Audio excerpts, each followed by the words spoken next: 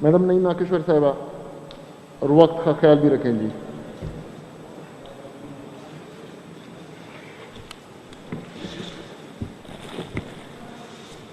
شکریہ جناب اسپیکر صاحب.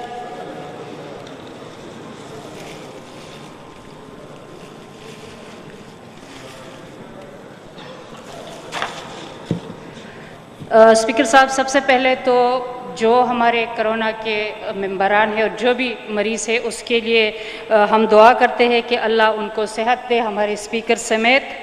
اور اس کے بعد جو ہمارا معزز ممبر جس کی کرونا سے شہادت ہوئی ہے اس کے لیے ہم دعا کرتے ہیں. اور جو ہمارے ایم این اے صاحب منیر اور اکزئی صاحب اور ہمارا ایم پی اے صاحب فضل آغا صاحب کی وفات ہوئی ہے اس کے لیے اللہ تعالیٰ اس کو غریق رحمت کرے، ان کے لیے دعا کرتے ہیں کہ اللہ تعالیٰ ان کی مغفرت کرے. میں نے 2 خط بھی لکھے تھے کیونکہ کچھ اچھے روایات ہیں ہمارے پارلیمنٹ کے کہ جب کسی ہاؤس کے ممبر کی وفات ہوتی ہے تو پہلا اجلاس اس کے تعزیت کر کے اس کو ختم کیا جاتا ہے.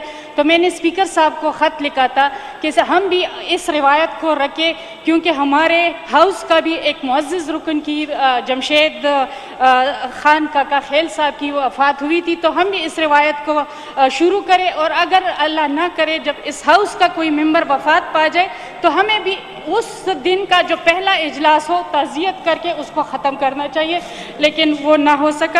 تو اینی ہاؤ ہم چاہتے ہیں کہ اللہ ان کو غریق کی رحمت کرے اور ہم اس کے لیے دعا گو ہے. جناب اسپیکر صاحب، تیار تو میں نہیں تھی، میرا تو خیال تھا کہ آج پارلیمانی لیڈرز کا ہوگا.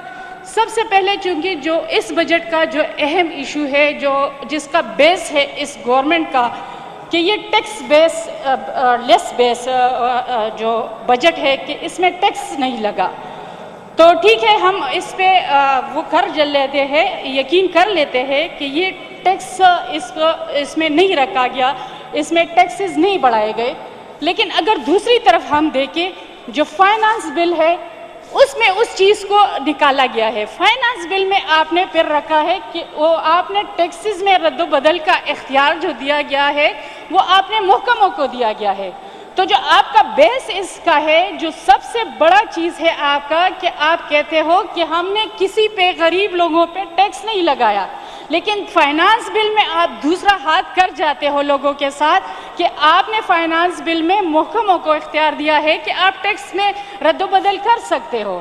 تو پھر یہ کون سا دوغلاپن ہے؟ پھر ہم کیسے اس پہ یقین کر سکتے ہیں کہ آپ محکموں کو اختیار دیتے ہیں وہ جب چاہے ٹیکس بڑھا دے، تو آپ تو دوسرا ہاتھ کر جاتے ہو.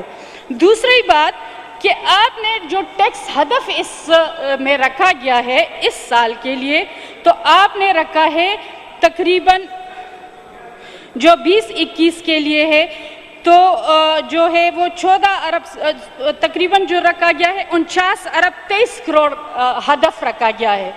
میں گورنمنٹ سے پوچھنا چاہوں گی کہ جو 19-20 کا جو ٹیکس کا آپ کا ہدف تھا وہ 53 ارب 40 کروڑ اور 40 لاکھ تھا، کیا وہ آپ نے پورا کیا؟ اگر وہ آپ نے پورا نہیں کیا تو پھر جو اس سال آپ نے ٹیکس کا ہدف رکھا ہے وہ بھی تقریباً 10 ارب کی کمی کے ساتھ، پھر وہ آپ اس کو کیسے پورا کر سکتے ہو؟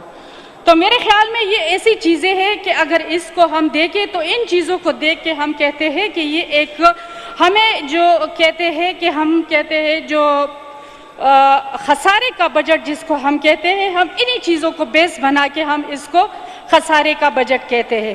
لیکن آپ ہمیں 5-10 منٹ کا ٹائم دیتے ہیں کہ اس میں وائنڈ اپ کریں، تو ہمیں اگر تھوڑا سا ہمیں موقع دیا جاتا اور ان سکرین پہ ہمیں موقع دیا جاتا، بلوٹوتھ پہ ہم کچھ پرانی ویڈیو ہم چلا لیتے تو میرے خیال میں ہمیں سپیچز کرنے میں بڑا آسانی ہو جاتی کہ تھوڑے سے ہم آپ کو جو پرانے ہمارے منسٹرز تھے، ہمارے جو آپ کے گورنمنٹ کے بڑے تھے، ان کے تھوڑے ویڈیو چلا دیتے تو ہمیں اس کی ضرورت نہیں پڑتی. لیکن میرے خیال میں کیا گلہ کروں اپنی وزیر اعلیٰ صاحب سے. ابھی عنایت اللہ صاحب نے کہا کہ آپ پی ایس ڈی پی کے لیے کوئی کمیٹی بنائے یا کوئی ایسا میکینزم بنائے کہ ہمیں جو پی ایس ڈی پی میں پیسہ ملے وہ ہم خرچ بھی کر سکے.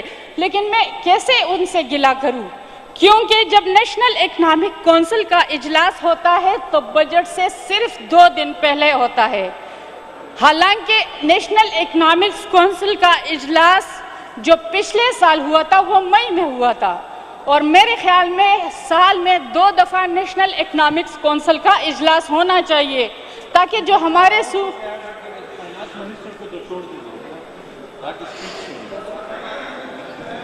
ہاؤس اینڈ آرڈر اس سال ابھی جو ہمارے صاحب اپنی سیٹوں پہ بیٹھ جائیں.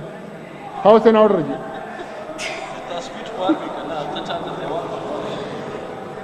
کیونکہ جب نیشنل اکنامک کونسل کا اجلاس ہوتا ہے ہمارا جو بجٹ بیس ہوتا ہے وہ ہمارے مرکز پہ بیس ہوتا ہے کہ ہمارے مرکز سے کیا ہمیں ملتا ہے. میں تیمور صاحب سے کیا گلہ کروں، میں محمود جان صاحب سے کیا گلہ کروں. میرے خیال میں تو ان کا ایسا مثال ہے کہ جو بچے کو ایک اچھے مطلب کھیلتے ہوئے جوان کو پکڑ کے اس کی شادی کی جاتی ہے اور 2-4 اس کو تربور کے بچے بھی حوالے کی جاتی ہے اور اس کے تربور کا سارا جو جائیداد وغیرہ اس پہ خود قبضہ کیا جاتا ہے. تربور سے میرا مثال قبائل کا ہے، ان کو بھی حوالے کیا اور سارے چیزوں کا اس نے مرکز نے قبضہ کیا. حالانکہ ہمارے ساتھ وعدہ کیا گیا تھا کہ ہم آپ کو 100 ارب روپے ہر سال دیں گے، لیکن پیسوں پہ خود قبضہ کیا ہے اور اس کو کہتے ہیں کہ سارا صوبہ بھی چلاؤ. کیسے چلائے؟ ہم کہتے ہیں کہ ہمیں فائنانس میں این ایف سی ہمیں این ایف سی میں ہمارا حصہ دو. این ایف سی میں اس بجٹ کا ہم کس چیز کو روئے؟ ہمارے جس دن بجٹ پیش ہو رہا تھا ہمارے سارے ملازمین باہر احتجاج کر رہے تھے تنخواہوں پہ. نہیں بڑھا سکتے، ہماری مجبوری ہے، کیونکہ ہم نے آئی ایم ایف کے ساتھ وعدہ کیا ہے کہ ہم نہیں بڑھائیں گے.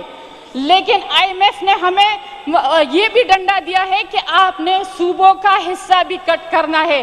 12 تاریخ کو مرکز کا بجٹ پیش ہوتا ہے، اس سے اگلے دن ہمارے صوبے کا پہ کٹ لگتا ہے اور ہمارے پیسے کٹ جاتے ہیں.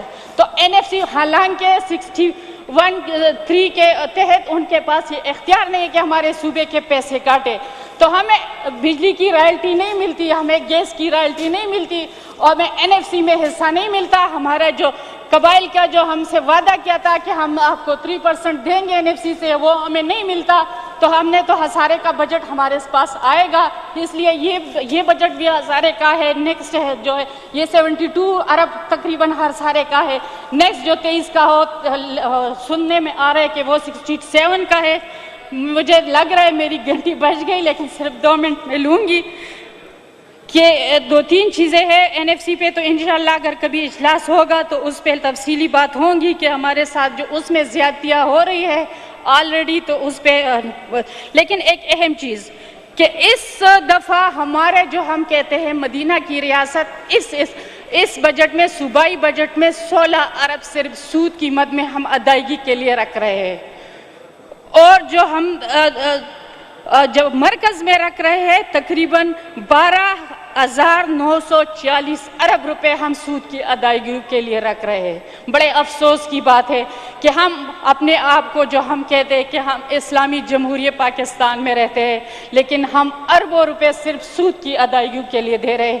کم از کم اگر ہم مدینہ کی ریاست کا نام لیتے ہیں تو سود کی ادائیگیوں کو کم کرے، اور اس میں یہ نہیں ہے کہ صرف ہم باہر کے، ہم اندرونی ادائیگیوں کے لیے بھی بڑے دے رہے. ایک آخری چیز کہ ہمارے کرک کے لوگ ہنگو کے لوگ اس وقت احتجاج پہ ہے، ان کو رائلٹی گیس کی اور تیل کی نہیں مل رہی، ان کو توجہ دینی چاہیے. ان کے بہت سارے مطالبات ہیں، وہ ہمارے پاس بار بار آ رہے، تو میرے خیال میں اس پہ توجہ دینی چاہیے. بہت سارے پوائنٹ ہیں میرے، لیکن میں نہیں چاہوں گی کہ میں اپنے دوسرے ممبران کا ٹائم لوں، تو میں وائنڈ اپ کروں گی. ایک آخری چیز اسپیکر صاحب، میں اس پہ ضرور بات کروں گی کہ بجٹ کے میڈم وائنڈ اپ کریں جی، وائنڈ اپ کریں جی، باقی ممبران بھی بات کریں گے جی.